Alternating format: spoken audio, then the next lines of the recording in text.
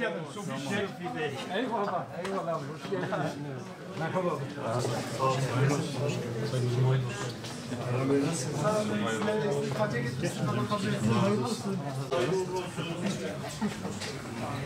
Sabah insanları, yöneticileri olarak dedik sizlere bir hayırlı olsun ziyaretinde bulunalım.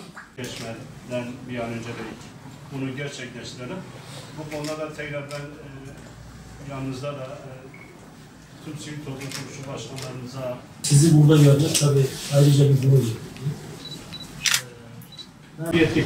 Bir arabada bile öğretmen elinde. Onlar Urfa'yı atlaması yapılmıştı. Urfa'ya çok yabancı değil. Evet. Ya bu süreç içerisindeki görmüş olduklarımla birlikte inşallah Şanlıurfa'ya bir katkıda bulunacağız.